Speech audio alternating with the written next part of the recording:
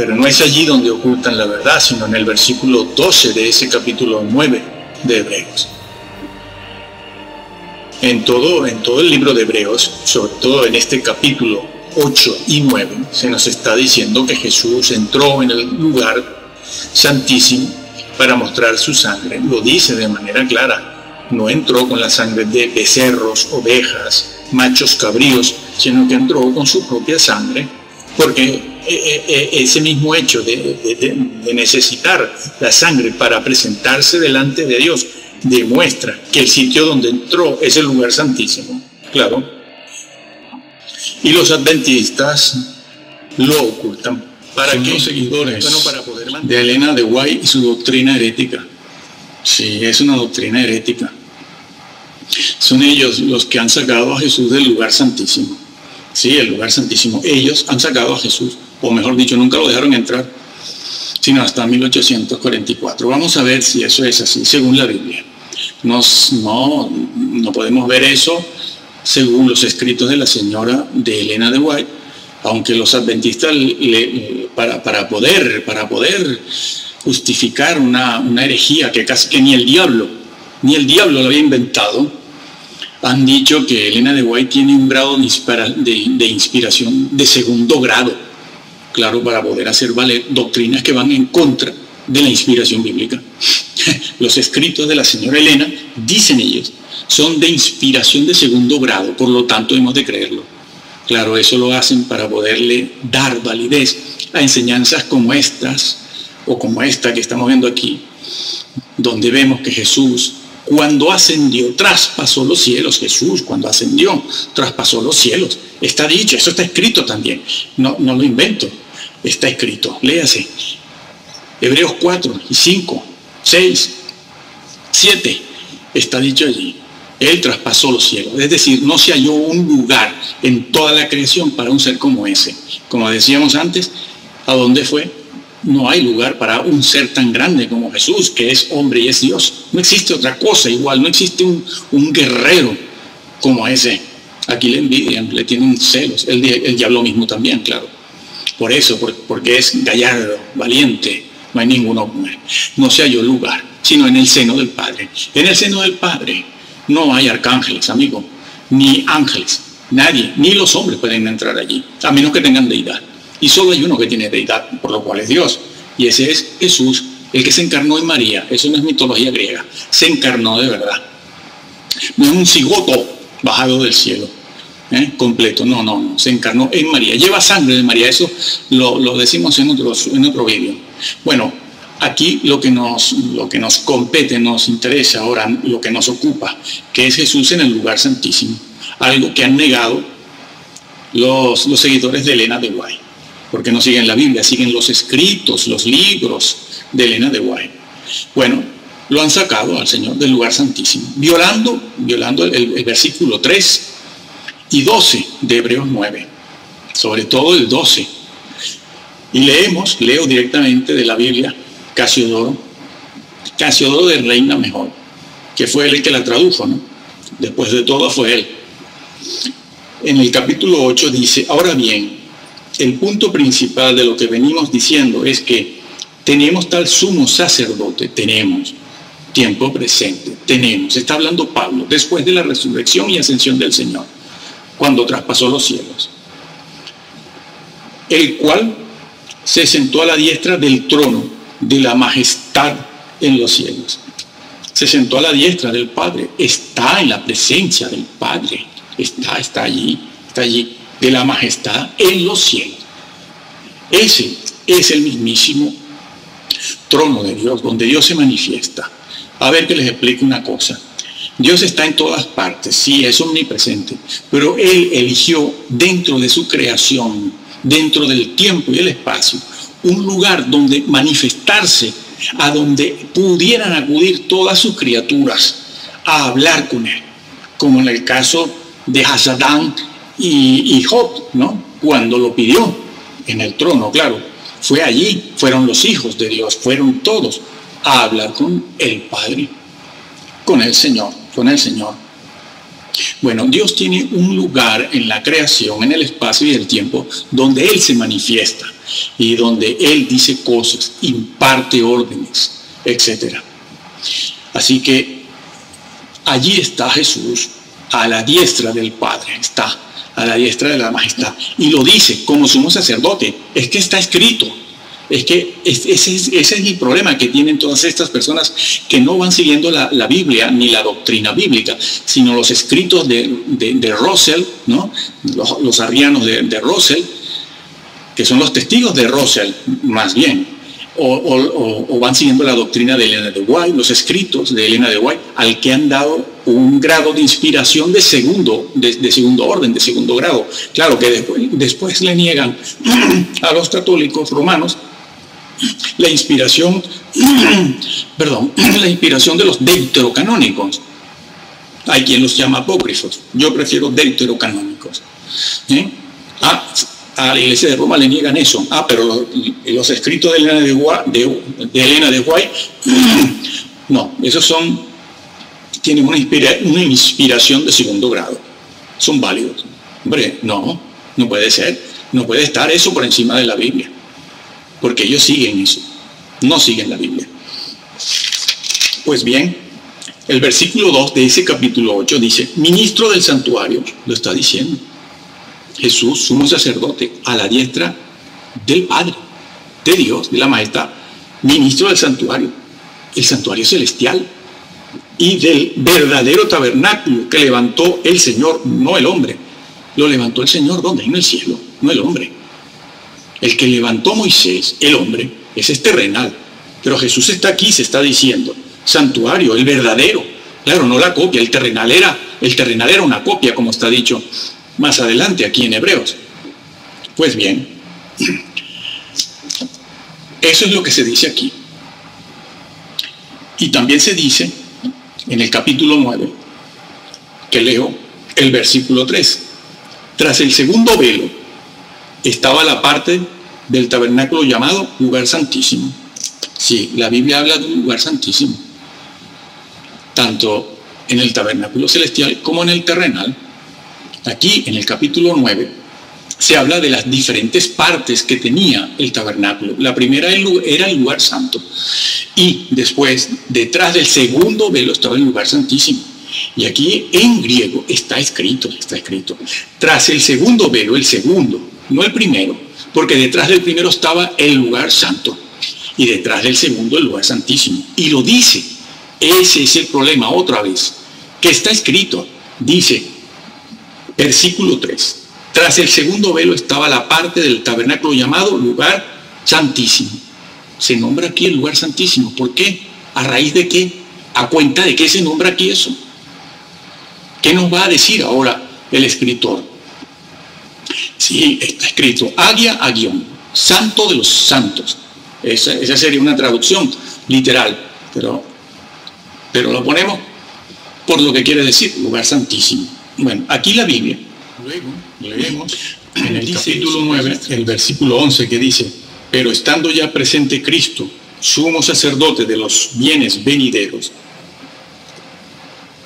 por el más amplio y más perfecto tabernáculo, el celestial, no hecho de manos, el celestial, es decir, no de esta creación, claro, porque es del cielo, y no por sangre de machos cabríos ni de becerros, sino por su propia sangre, entró una vez para siempre en el lugar santísimo, habiendo obtenido eterna redención. Lo dice el versículo, está en tiempo pasado. Cuando ascendió, entró. Lo viene diciendo desde el capítulo 7, como hemos visto. En el 8 también hemos leído el versículo 1. Y aquí estamos leyendo el versículo 3 en este capítulo 9 y el 12. Y vuelve a decir lo mismo, que Jesús entró con su propia sangre. ¿Por qué necesitaba la sangre Jesús, la suya propia? Porque solo en el lugar santísimo, solo en ese lugar, para entrar se necesitaba sangre. No se podía entrar sin sangre en ese lugar. Por eso dice, con su propia sangre entró en el lugar santísimo.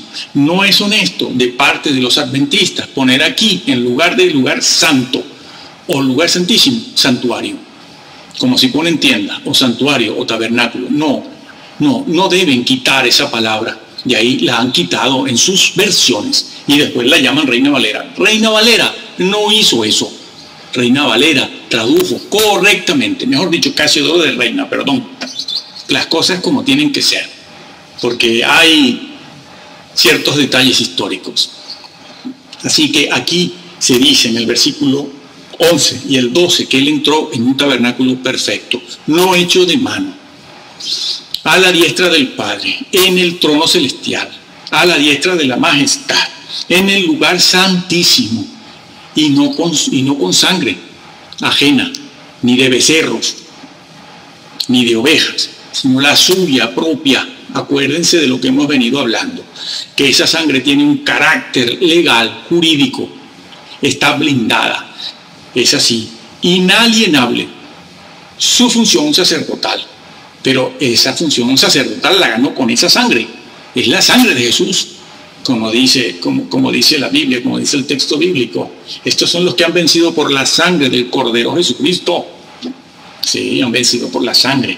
Entró una vez para siempre, allí cuando ascendió, hace 2000 años ascendió. Pero los adventistas dicen que no había ascendido. Que Jesús esperó a que el señor Miller, Guillermo Wayland Miller, pusiera la fecha de entrada, que ellos los adventistas reconocen. El señor Miller se retractó, pero los adventistas no, y han dicho que lo que pasó es que vino y nadie lo vio. ¿Dónde está? Haciendo un juicio pre-advenimiento de juicio. No. ¿De dónde sacan eso? ¿En la Biblia está? No. Se admite que no está en la Biblia. ¿Dónde está? En los escritos de Elena. Pero los escritos de Elena son los escritos de un ser humano. No, ella tiene inspiración de segundo grado. Es como de México, que también dice, pantalones femeninos. El Señor al que peca se lo lleva. La misma cosa. La misma actitud, la misma conducta, señores. Exégesis. Los escritos de Elena de White no tienen valor ninguno. No es inspiración ni iluminación del Espíritu Santo.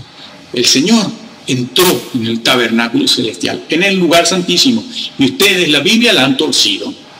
No pusieron, no registraron ni siquiera lugar santo, que sería lo mínimo que se podía pedir, lugar santo.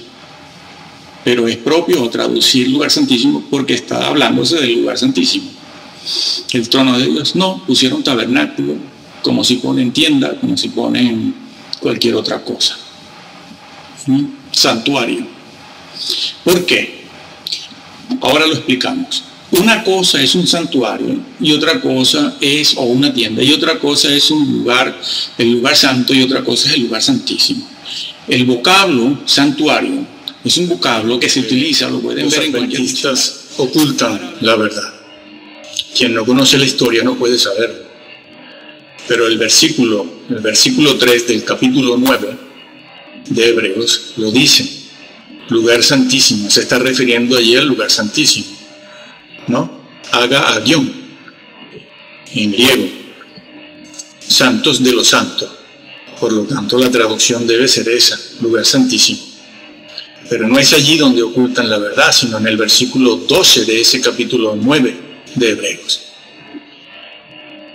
En todo el libro de Hebreos, sobre todo en este capítulo 8 y 9, se nos está diciendo que Jesús entró en el lugar santísimo para mostrar su sangre. Lo dice de manera clara. No entró con la sangre de becerros, ovejas, machos cabríos, sino que entró con su propia sangre, porque ese mismo hecho de necesitar la sangre para presentarse delante de Dios demuestra que el sitio donde entró es el lugar santísimo. Claro. Y los adventistas lo ocultan. ¿Para qué? Bueno, para poder mantener las varias doctrinas de la señora Elena de White, doctrinas falsas. Y lo justifican esa enseñanza que comenzó a enseñarse porque no se conocía. Lo justifican de dos maneras, cuando menos. lo justifican diciendo que los vocablos tabernáculo, santuario, lugar santo, lugar santísimo son conmutables. Mi amigo, esos vocablos no pueden ser conmutables ni sinónimos, porque no significan lo mismo, como vamos a demostrar ya. Y además también lo hacen así para poder esconder lo que se llama históricamente el gran fiasco, el fiasco histórico de 1843 y 1844, ¿no? Y por eso han hecho una pésima traducción, tanto en la versión de ellos propia, una versión de ellos propia, la llamada Biblia Reina Valera de 1999 o 2000, que no es Reina Valera, porque el señor Casiodoro de Reina no lo tradujo así. Pero claro, hoy en día se pone de moda que cada denominación, cada organización e incluso cada iglesia grande que tiene el poder financiero para hacerlo, pues agarra los manuscritos de Casiodoro, lo revisan y van poniendo las palabras, los vocablos, los términos que favorecen la doctrina y la teología de esa denominación en particular. Es lo que ellos han hecho, ¿no? También con esa versión de la palabra clara. Bueno, ahí el versículo 12 del capítulo 9 de Hebreos está cambiado. Ahora lo diremos en un momento. Bien, pues no es lo mismo, no son conmutables los términos tabernáculo, santuario, lugar santo ni lugar santísimo, no. Eso es engañar a la gente. No es lo mismo, ni da igual. ¿Saben por qué? Bueno, por lo siguiente. El vocablo santuario o tienda es un vocablo que sirve para hablar, para describir un edificio, una estructura, una infraestructura general, completa, toda, sin especificar una parte específica de esa estructura, de esa tienda, de ese tabernáculo, de ese santuario. Santuario, la palabra santuario, pueden buscarla en un diccionario y verán que se refiere a una estructura, a un edificio. Puede ser un edificio de carácter espiritual, religioso o no. Pero es una palabra que se utiliza, o un vocablo utilizado para hablar de un edificio en general, no para hablar de un determinado lugar de ese edificio. Sin embargo, cuando la Biblia dice lugar santo, se está refiriendo a un sitio en particular de ese tabernáculo o santuario.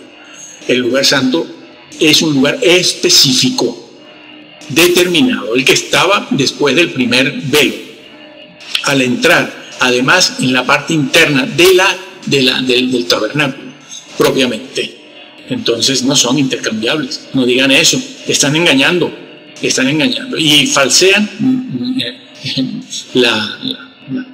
los significados, la semántica, al mismo tiempo que han torcido el significado, la doctrina bíblica. Han cambiado, sí. Se tienen que acordar de lo que el Señor dijo, de lo que pasaría con los que cambian, quitan, agregan y ponen o sacan de la Biblia.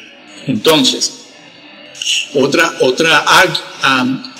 agión, que es lo que está dicho, a lo que se refiere el versículo 3 de Hebreos 9, es agión, santos de lo santo, el lugar santísimo. Se emplea esa expresión en griego y en castellano. El señor Casiodoro lo tradujo bien, para hablar de una parte muy específica, no del santuario en general, del edificio todo, sino que empleó esa terminología, esos vocablos, para hablar de un lugar específico. ¿Cuál? El que está detrás del segundo velo, donde solo puede entrar el sumo sacerdote una vez al año y rápidamente, brevemente, con sangre. Incluso, aunque fuera el sumo sacerdote al que le correspondiera ese año entrar en el lugar santísimo, si lo hacía sin sangre, moría, lo sacaban, lo arrastraban, porque nadie podía entrar allí, Si alguien moría allí dentro, tenían que sacarlo con una cuerda. Bueno, entonces, por eso Jesús se dice que con su propia sangre entró, cuando ascendió, como hemos venido explicando. Y desde entonces, cuando ascendió, el Señor se convirtió en un intercesor. No hemos tenido que esperar a 1844, al gran fiasco del señor Miller, seguido por todo lo que hizo la señora Elena de White, para que el Señor empiece a interceder por nosotros en el lugar santísimo, que dicho sea de paso, porque tampoco enseñan eso los adventistas, sino que hablan de un juicio de preadvenimiento, etc. Bueno, entonces, esa doctrina, bueno, también, sí, cierto, gracias, es verdad también. Otra cosa con la que se han inventado para poder justificar esa doctrina, que no es bíblica, y como no es bíblica, pues claro, hay que justificarla de alguna manera, es también diciendo, en segundo lugar, que la señora Elena de White, pues, goza de un grado de inspiración e iluminación de segundo grado. Sí, un grado de iluminación, de inspiración de segundo grado, ¿no? Y después ellos mismos, a los católicos romanos, les niegan el segundo grado de inspiración de los deuterocanónicos, que deutero quiere decir eso. Bueno, no. Pero los católicos no tienen derecho, ¿no?, a defender su segundo grado en la inspiración de los libros deuterocanónicos del Antiguo Testamento. Pero la señora Elena de White sí. Cuando todas esas cosas no son más que producto de la imaginación de ella, de sus visiones. Sí. Eso del juicio preadvenimiento se lo inventaron, ¿no? Experiencias extrabíblicas que ellos aceptan de sí mismos, pero a los pentecostales tampoco se lo aceptan, cualquier revelación. Y ahora estos señores evangélicos de Centroamérica, que también están hablando de que han tenido una nueva revelación acerca del libro de Daniel. En el libro de Daniel, en el capítulo 12, no hay nada que se preste a una nueva revelación. Y esos son bautistas como yo, y están diciendo esas cosas para poder justificar salvo, siempre salvo, el rapto secreto y toda esa serie de cosas, ¿no? Pero los mismos bautistas también le niegan una segunda revelación a cualquier otro grupo. Pero la segunda revelación muestra que nos hemos inventado, no, esa sí es cierta. Bueno, esto es un desastre, hermano. Lo vamos a dejar aquí, diciéndote lo siguiente: lee la Biblia, por favor. Mira, en esta situación que tenemos en cuanto al mensaje de nuestro Señor Jesucristo, el Hijo de Dios, verdadero hombre, solo se puede hacer una cosa: tomar una Biblia y leerla. Y como hemos dicho en todos nuestros videos, léela y entiéndela en principio, tal y como te la encuentras,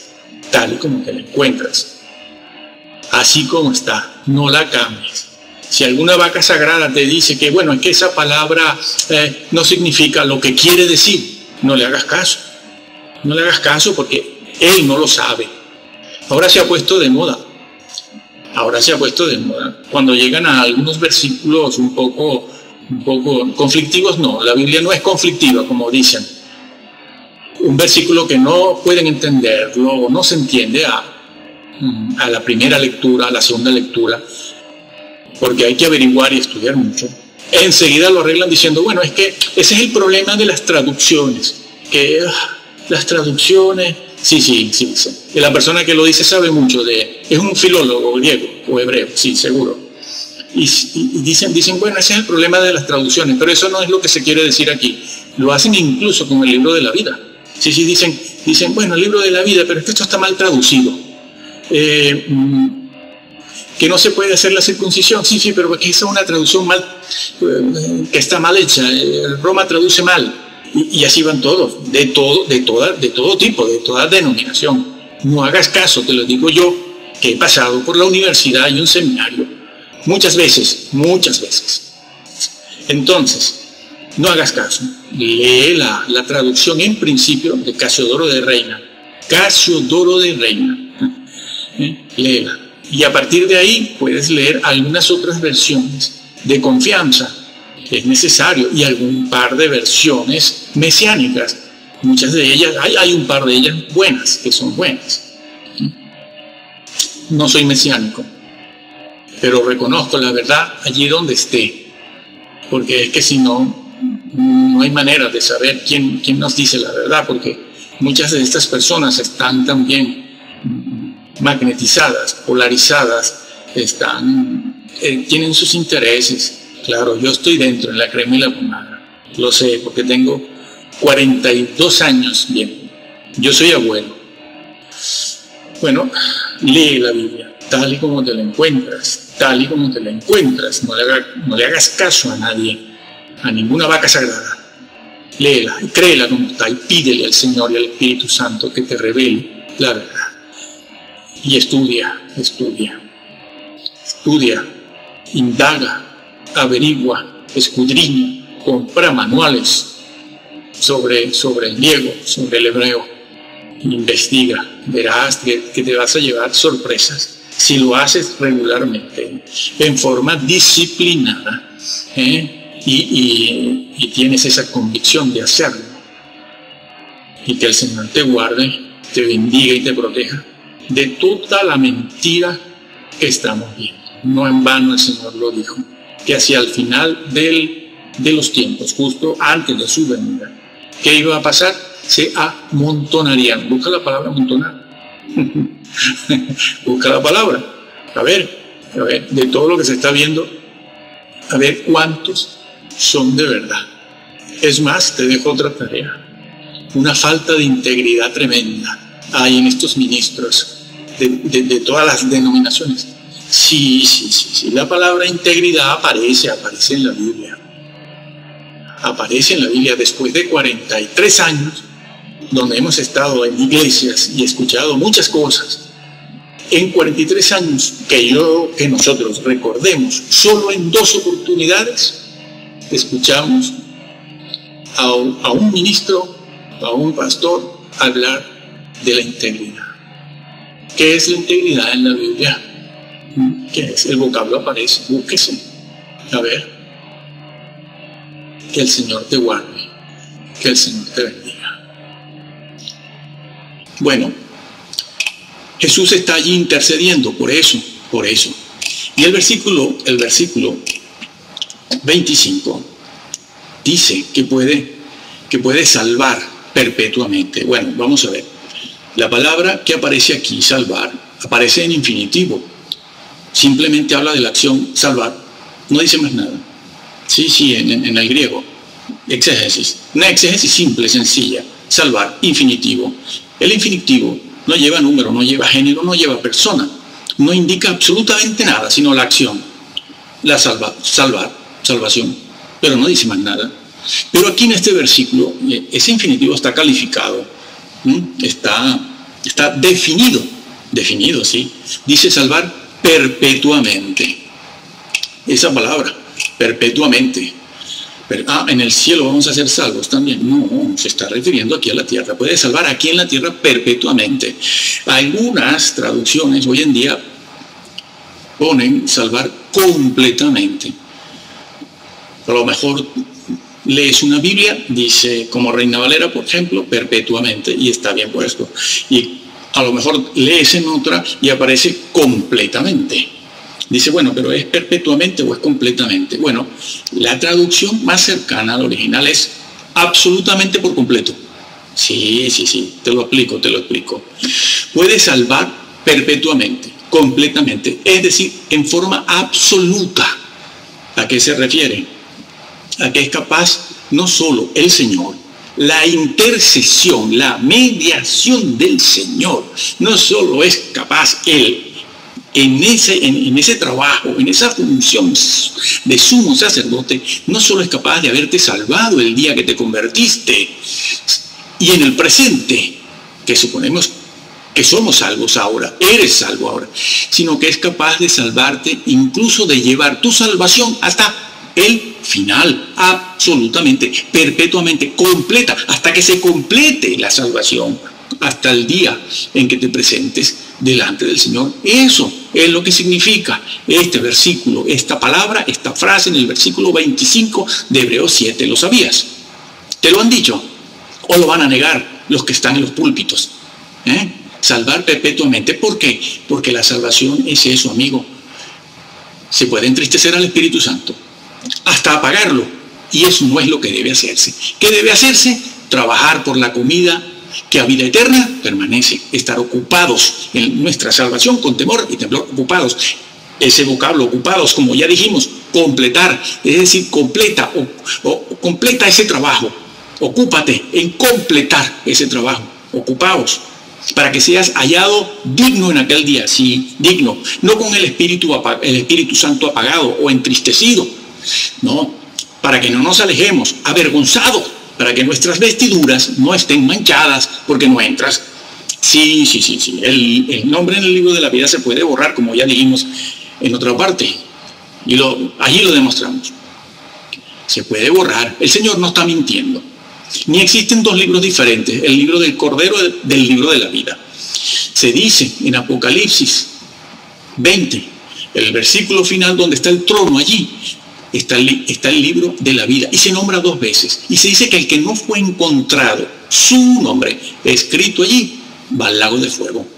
Sí. ¿Por qué? Porque es el libro donde están escritos, donde aparecen los nombres de los integrantes del pueblo de Dios, de la iglesia.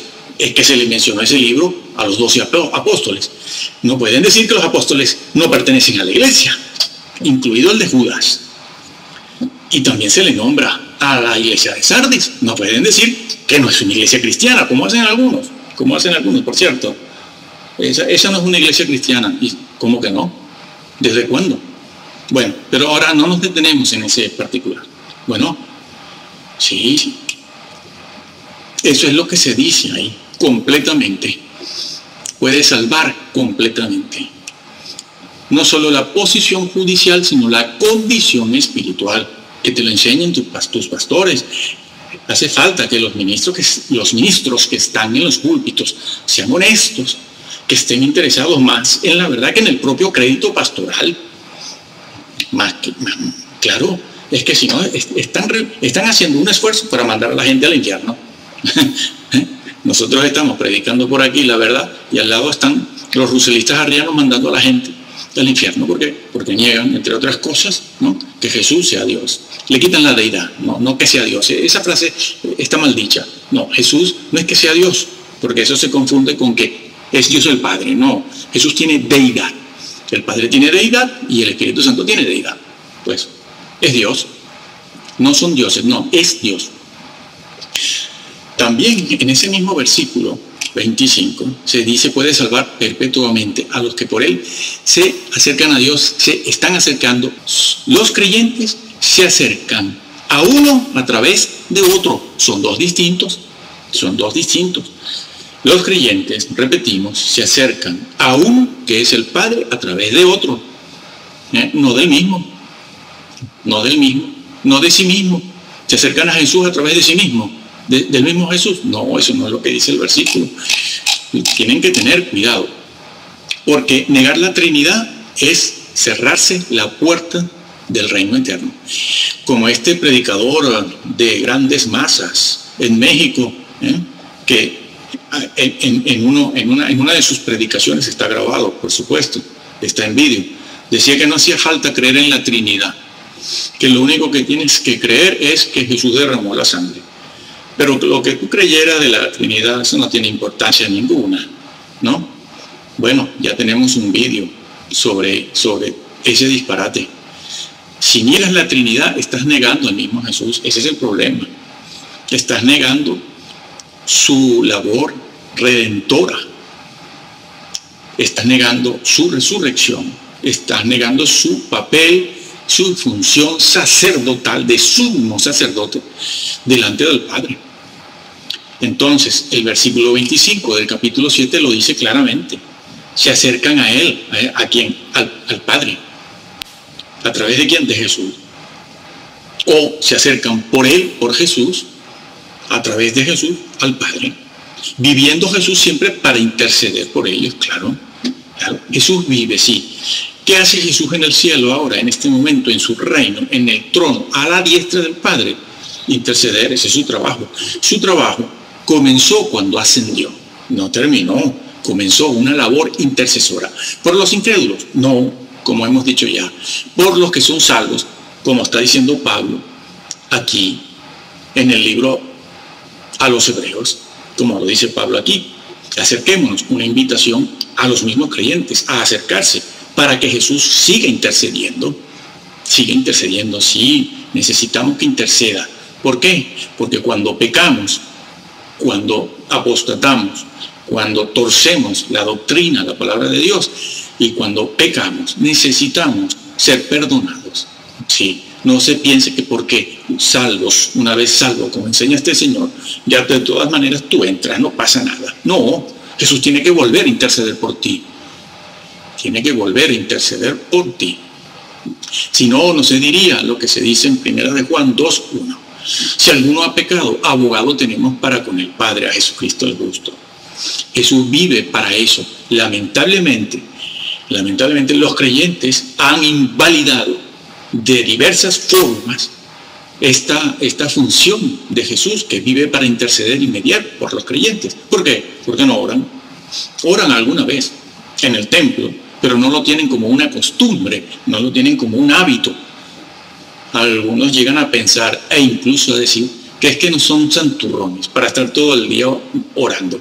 Hasta eso han llegado a decir. ¿Por qué? Porque no les han enseñado bien la Biblia.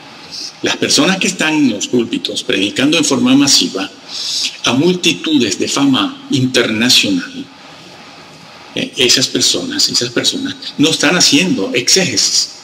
Van leyendo libros, van preguntándole a este, a aquel, a los mesiánicos, pseudo-mesiánicos, a otros por aquí, pero no, y van comprando libros y leyéndolos. Y después, ¿qué hacen? Los sueltan, los libros, ahí en el púlpito, y no van haciendo exégesis. La exégesis es muy dura. No se hace leyendo libros, sino yendo al griego y al hebreo y a muchos manuales, y pensando y orando mucho. Y dejando de lado la presión denominacional, que yo soy bautista del sur. Me cortan una vena y me sale sangre bautista, pero no por eso no voy a reconocer las verdades teológicas y la historia. Bueno, eso es lo que hace Jesús, interceder por los que en forma regular se están acercando al Padre a través de Él con su sangre. Con su sangre, Jesús está allí con su sangre.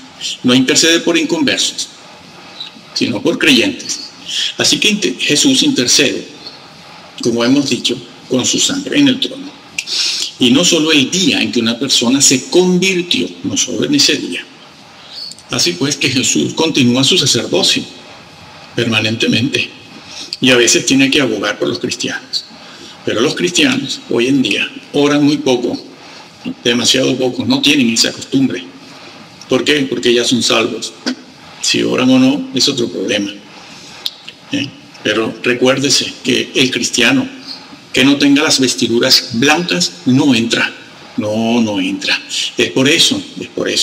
Sí. Muchos cristianos en su autoconfianza de esa frase que se ha hecho famosa y que es la que predican y enseñan en Centroamérica los predicadores de multitudes, ha hecho que se llenen de autoconfianza, y en su autoconfianza se descuidan la vida espiritual, sí, la descuidan, sí. Pero el Señor también dijo: trabajad por la comida que a vida eterna permanece.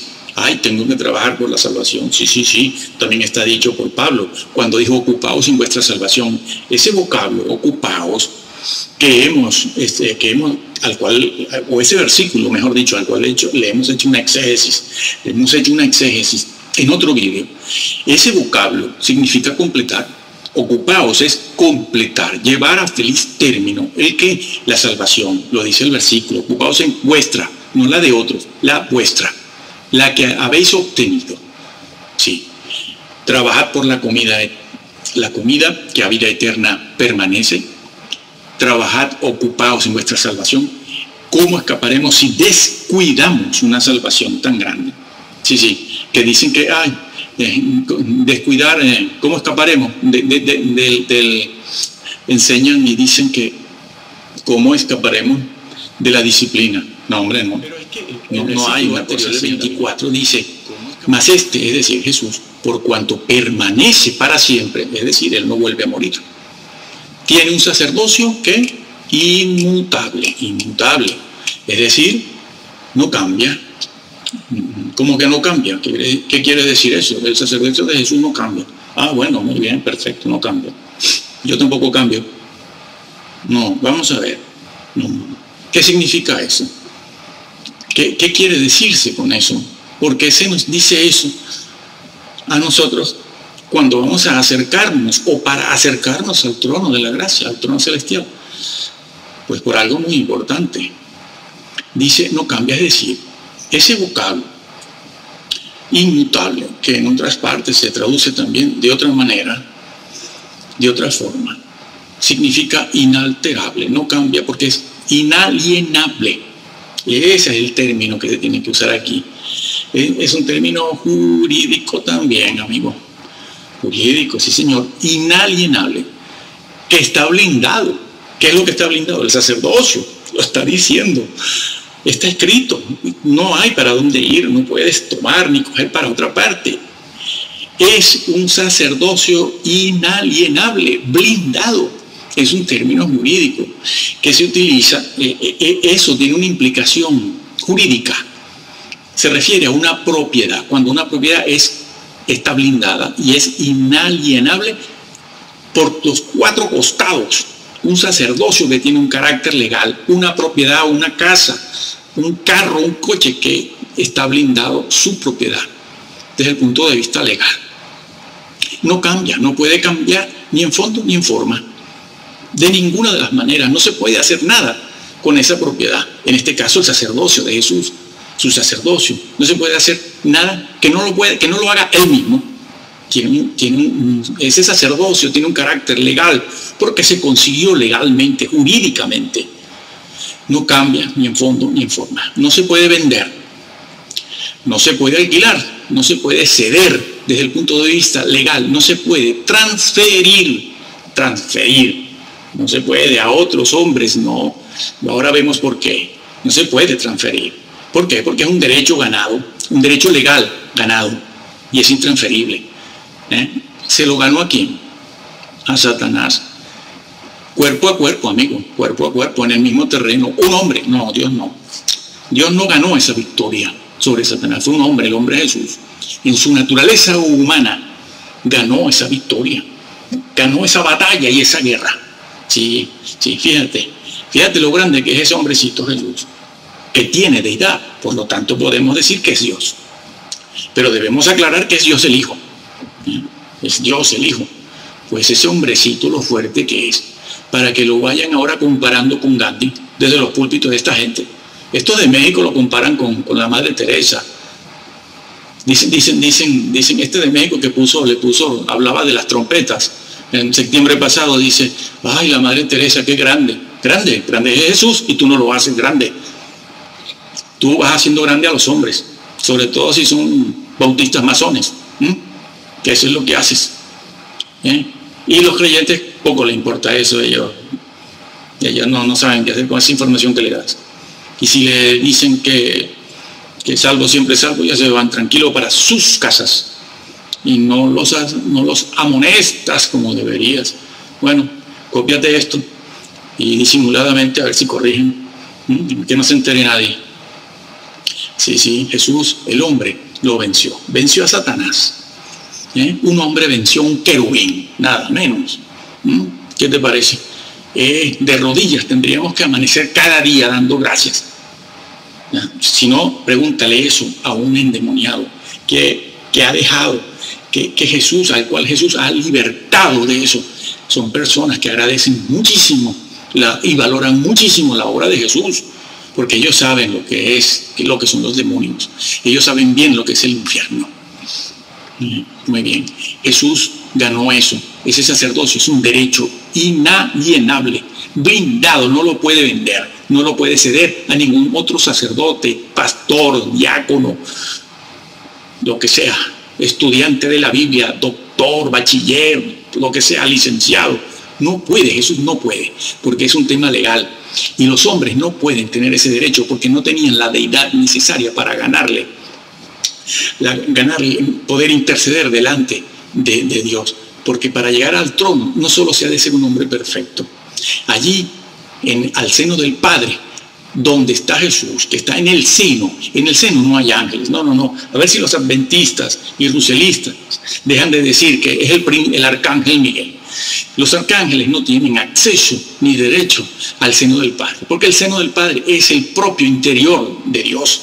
Allí no está nadie, sino Jesús. ¿Por qué? Porque tiene deidad, tiene humanidad, es su hombre, sí, pero tiene deidad. Porque tiene deidad, puede entrar allí y puede interceder allí. Ningún hombre, por muy alto, por muy sacerdote, pastor, obispo, lo que sea, puede entrar allí para mediar por los hombres. Repito, que para Jesús, el Jesús resucitado, se utiliza tanto el vocablo mediador como intercesor.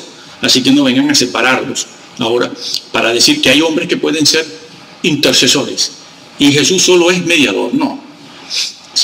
Primera de Juan 2:1 también me lo pone como intercesor por mis pecados. Así que si sirvió este versículo para ellos, sirve para mí también. Si sirvió en el siglo I, II, III, IV y V, sirve para mí en el siglo XX y XXI. Yo tengo a Jesús como mediador y como intercesor. No digan otra cosa, porque están mintiendo. Así pues, Jesús le quitó un derecho legal al diablo. El derecho que le quitó era un derecho legal, jurídico, que Satanás tenía sobre los hombres. Tenía un derecho adquirido en el Edén, un dominio que todavía se ve. Se ve en aquellos que abren las puertas para que Satanás les domine la voluntad y terminen totalmente esquizofrénicos. Bueno, era un derecho legal, jurídico que tenía el diablo sobre la mente, la voluntad y las facultades del hombre. Pero Jesús le quitó ese derecho, es un derecho legal, Él lo tiene ahora Él puede interceder. Y eso es lo que significa sacerdocio inmutable. No se puede transferir, está blindado legalmente, inalienable. Jesús es el único mediador, Jesús es el único intercesor. Por último, otra cosa importante es decir que esto que el apóstol Pablo nos escribe aquí es con el propósito de hacernos saber que Cristo, como el versículo lo dice, tiene poder para ayudarnos en nuestras luchas diarias contra el enemigo, contra los pecados, contra la falta de santidad. Cristo tiene poder, es lo que dice el versículo. Es lo que está diciendo. Dice, puede salvar perpetuamente, completamente. Por eso se utilizan esos dos vocablos. Poder salvar perpetuamente. Puede, completamente. Puede. Es decir, la salvación hay que cuidarla. Se ha de ser santo, se ha de buscar la santidad. Se ha de buscar también obedecer en aquellas cosas que el Señor nos manda obedecer. Sí. Por eso Él dijo en Mateo, allá, entre los capítulos 5 y 7, lo dijo, si vuestra justicia no fuere mayor que la de los fariseos, no entraréis, no, como las 5 vírgenes que se descuidaron insensatas, no estaban preparadas, les dijo el Señor, no estaban preparadas. Y así otros casos más, como el siervo infiel, el infiel que decía, mi Señor tarda en venir, estoy cansado de esperar. Ya llevamos muchos años que nos están hablando de que el Señor viene. Bueno, sí viene, pero bueno, yo me voy a tomar esto con calma. ¿Y qué pasó? Un siervo del Señor, ¿qué? ¿Van a decir que era judío? La salvación para los judíos se pierde y para la iglesia no. ¿Es eso lo que está dicho en Apocalipsis? No, eso no está dicho en Apocalipsis, ni en ningún lado. Se cae cuando se tiene de dónde caer. Por eso el Señor lo dijo, si vuestra justicia no fuere mayor. Y Pablo dice aquí, el Señor puede ayudarnos en nuestras pruebas. La gente que se siente tentada terriblemente, que pasa por situaciones difíciles de pruebas, burla, persecución, los tatuajes famosos estos. No sirve tatuarse el cuerpo, lo que se ha de tatuar es la Biblia en la mente, en el cerebro, es donde único. Por eso se dice esto.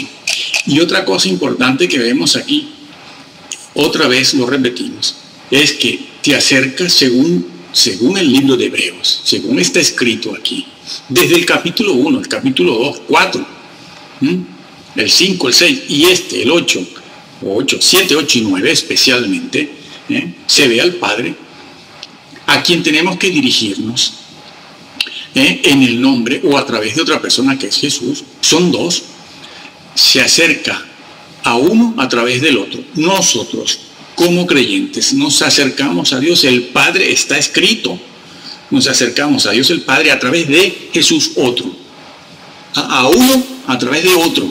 Son dos, no son dos dioses, son dos personas que tienen la misma esencia y están juntos por eso. Dios, yo y el Padre uno somos. A eso habría que agregarle el Espíritu Santo. La Trinidad es tan bíblica como el siglo I. Está registrada en la Didache o la Didache. Y a partir de ahí se registró en muchos sitios más.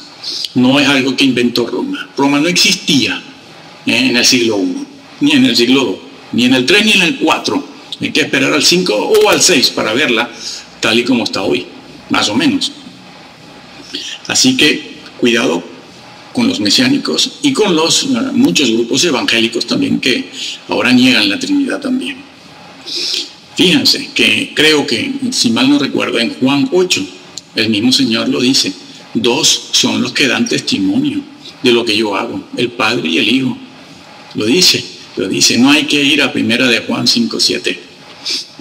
Está dicho, dos son los que dan testimonio en el universo, en la creación, en la tierra y en el cielo, el Padre y el Hijo. Está escrito allí. ¿Sí? Bueno, ahora vamos a seguir viendo otras cosas. En el trono de Dios, ese mismo.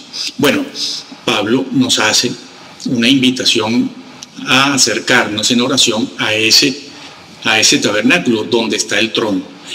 Hebreos 4:16 lo dice, acerquémonos pues confiadamente al trono de la gracia para alcanzar misericordia, ¿sí?, y hallar gracia para el oportuno socorro. Eso es lo que dice Pablo.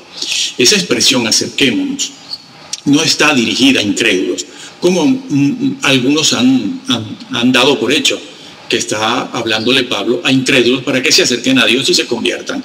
Pero ese no es el propósito de la carta, Dios mío. La carta fue escrita a hebreos creyentes hebreos, judíos, como el mismo Pablo, que lo era un judío convertido, porque Dios no había desechado a los judíos. Ellos se convirtieron, muchos de ellos, cientos, miles de judíos. En eso consiste también el que Dios haya dejado abierta la puerta al pueblo de Israel. Bueno, Pablo dice acerquémonos. Es necesario decir el vocablo acercarse, acerquémonos. Podemos acercarnos aquí en Hebreos, aquí se utiliza en un tiempo presente. Pablo no está hablando solo de que nos acerquemos al trono en un momento determinado, en un momento específico, algo puntual. No, está hablando, está aconsejando, está amonestando a hacerlo en tiempo presente continuo, es decir, permanentemente. Y el consejo que va a dar en toda la carta dirigida a los hebreos es a acercarse constantemente. Debemos acercarnos, lo vamos a ver ahora por qué, en forma constante al trono de la gracia, para hallar misericordia. Sí, para hallar misericordia. Si no, no se diría en 1 de Juan 2:1 que abogado tenemos para con el Padre, a Jesucristo el justo. Sí, abogado tenemos. Siempre, eso está dicho a creyentes. El creyente debe tener la disciplina, la costumbre de acercarse permanentemente, sí, en oración al Señor. Dirigirse al trono de la gracia. Tenemos libre acceso para eso. Pues muy bien. También dice el capítulo 7, el versículo 25, dice, por lo cual puede salvar perpetuamente los que por él se acercan a Dios, viviendo siempre Jesús para interceder por ellos. Vive, sí, dice la expresión, dice vive. Jesús vive con un solo objetivo. Lo dice el versículo, interceder por ellos. ¿Quiénes son ellos? Los que se están acercando permanentemente, siempre. los que se están acercando permanentemente siempre. Se refiere a una acción continua de acercarse. Jesús vive por ellos y para ellos. Ese es su trabajo. Ese es el trabajo del Señor. Acercarse para interceder por ellos. La intercesión del Señor, la mediación, por cierto, que tanto el vocablo interceder como mediar en el libro de Hebreos son intercambiables y están registrados en el capítulo 7 y el capítulo 8. Se dice que Jesús también es mediador e intercede. Los dos vocablos se utilizan para la misma labor o la misma función de Jesús, la misma, que es la de interceder, porque Jesús todavía tiene que interceder por los que se han salvado. Cuando el apóstol Pablo recomienda acercarse al trono de la gracia para hallar gracia, para todas las cosas, sobre todo para la victoria en la vida espiritual, no se refiere a una intercesión pasada, sino presente y futura. Jesús vive para interceder en el presente, también por los que se han convertido, en el pasado. Vive permanentemente para eso, no para interceder por los incrédulos, no. Por los incrédulos lo que necesitan es salvarse, aceptar a Cristo por primera vez como Salvador y empezar la carrera cristiana. Eso es lo que necesitan los incrédulos. Y esto no está dicho para incrédulos, sino aquí en el libro de Hebreos, sino para creyentes. Entonces el Señor intercede por creyentes convertidos y solo por estos, nada más, unos en particulares. Esos que tienen la costumbre, el hábito regular de ir al Padre en el nombre de Jesús. Sí. Así está dicho aquí, los que se acercan a Dios el Padre a través de Jesús, lo dice. Dice el versículo 25 del capítulo 7, que ya hemos leído y lo repetimos, por lo cual puede también salvar, lo dice, perpetuamente a los que por Él, es decir, por Jesús, se acercan ¿a quién? ¿Al mismo Jesús? No, hombre, no. A Dios dice, que Dios el Padre, Dios el Hijo intercede. Aquí está la Trinidad. Esta es la Trinidad, la que olvidan, la que están negando incluso los mismos evangélicos. Sí, ¿cómo escaparemos? Lo dice, como los ángeles, que no escaparon porque pecaron. Sí. Y también es lo mismo que cuando se dice que tenemos que tener las vestiduras blancas y cuidarnos en nuestra vida personal, para poder ser hallados dignos de estar de pie delante de Él. O como lo dice también de otra manera, que no nos alejemos de Él en aquel día avergonzados. ¿Se dan cuenta? Es que por todos lados también, lo vamos viendo. O como cuando dijo, el que tenga las vestiduras blancas manchadas no entra. Ya podrá ser salvo, siempre salvo, mucho, sí, justificados mucho por la fe. Pero lo que no les dicen es que la justificación por la fe es una posición judicial, no una condición espiritual. Es una posición judicial, jurídicamente. Por eso se califica a Cristo de justicia, nuestra justicia, la justicia de Dios, justificado por la fe. Él es el justo sobre los pecadores. Siempre se utiliza ese vocablo de justo, justicia. Justo, es que es muy bueno. No es que es bueno, es que es santo, perfecto. Es un tema legal, como vamos a ver aquí, como estamos viendo aquí. Es un tema de naturaleza jurídica que tiene que ver con normas y leyes legales, jurídicas, eternas, además, eternas. Pero otra cosa es la condición espiritual, que es producida, esa condición espiritual, no posición, condición, es producida por la santidad, que es una cosa, y la obediencia, que es otra. Como esta gente de Centroamérica no tiene nada que ver con les dice, bueno, sí, les hablan, ¿no?, de la santidad y que hay que obedecer, pero después, acto seguido, les dicen, bueno, ¿y qué importa si tú ves vídeo? ¿De quién? De Harry Potter, que se burla del Señor, blasfema. Los Simpson blasfeman del Señor, lo ponen unas blasfemias que a veces ni el diablo las hace. No pasa nada, tú eres salvo, ¿no? Y tú, chiquita, los pantalones por la mitad del pasillo, así, no pasa nada, ¿no? De todas maneras se te agradece si vienes con falda. ¿Y tú qué tatuaje? No pasa nada. Argollas en la oreja y todo eso, no pasa nada. Aquí todos somos buenos. No, santidad y obediencia son dos cosas. Y con ello llenan los locales para una sola cosa, para mandarlos al infierno. Sí, están trabajando como los testigos de Jehová, los ruselistas arrianos y los adventistas de Elena de White, trabajando para mandar a la gente al infierno. ¿Por qué? Porque solo les hablan de la sangre de Jesús y allí los dejan. Les dicen justificados por la fe. Sí, y la condición espiritual, ¿al final qué? Es por eso que la Biblia, cuando habla de la salvación, dice, no sea que dejes de alcanzar. La salvación, no se pierde. No es así la fraseología de la Biblia. La Biblia de lo que habla es de alcanzar o dejar de alcanzar. De eso es de lo que habla la Biblia. Alcanzar o dejar de alcanzar. Retener o no retener. Permanecer o no permanecer. Estar arriba o caer de. Eso sí, eso ya presenta la salvación de otra manera, de otra forma.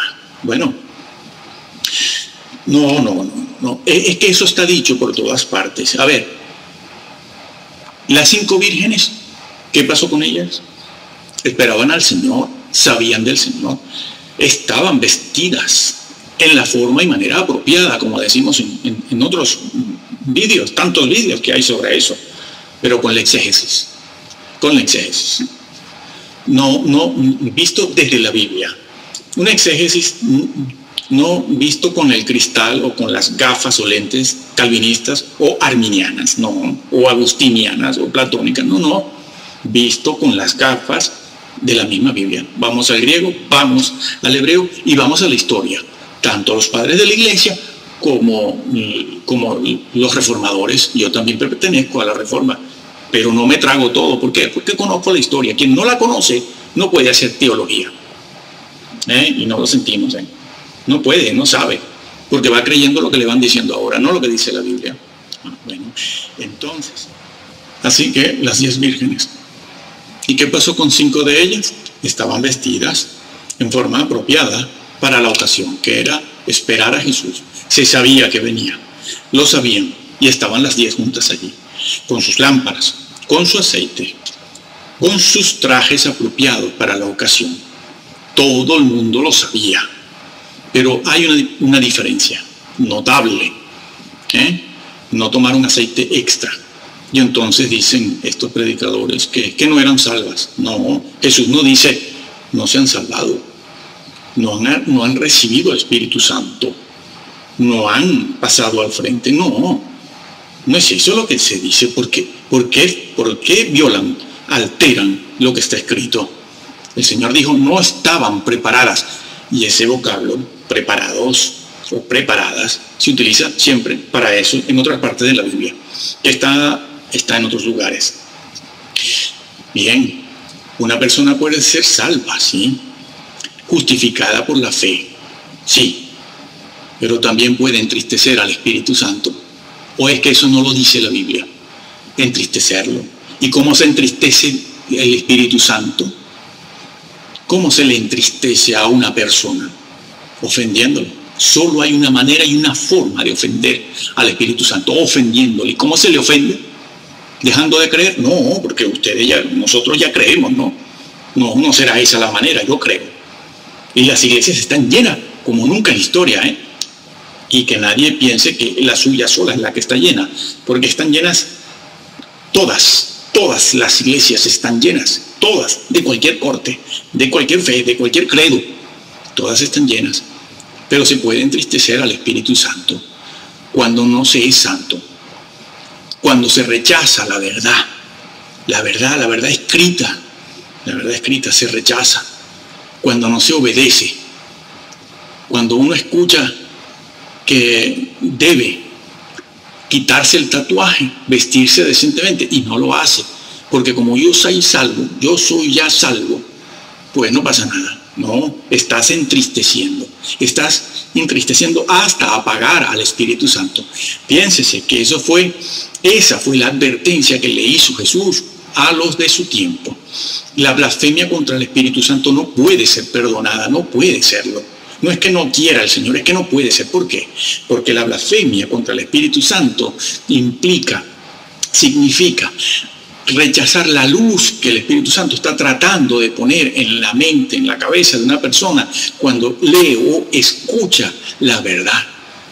Y la persona rechaza hoy, mañana y pasado. En algún momento el Señor lo va a dejar en su camino, aunque asista a la iglesia, no pasa nada, ¿no?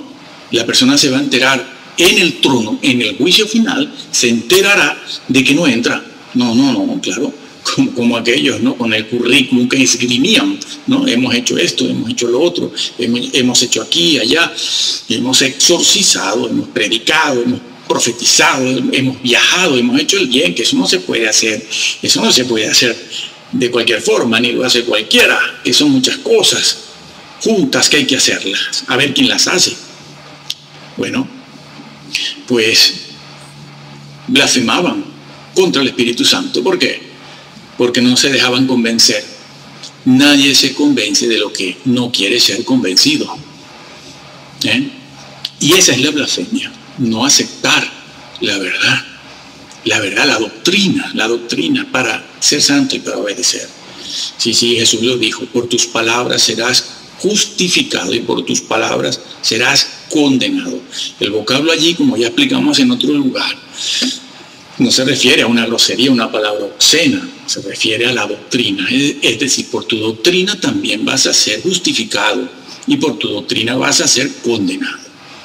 Así pues, al Espíritu Santo se le puede entristecer, hasta el punto de apagarlo. Sí, apagarlo. Se puede apagar el Espíritu Santo, está escrito, y si lo apagas, así no entras.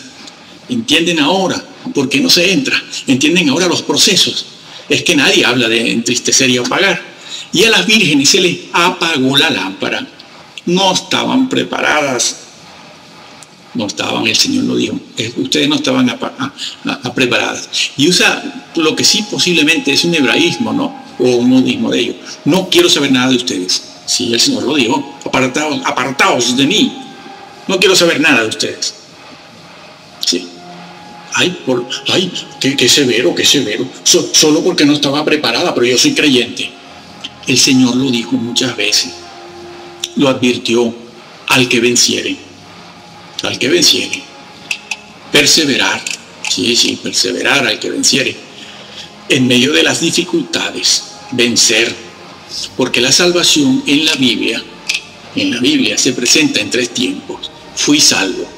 Tengo que ser salvo. O soy salvo ahora y seré salvo. Seré salvo en la medida en que obedezca al Señor, en la medida en que sea santo. El Señor lo dijo, el santo se llama santo. Mi Padre es santo. Sed santos porque Dios es santo. Los santurrones son los únicos que van a entrar. Son los únicos. Bueno,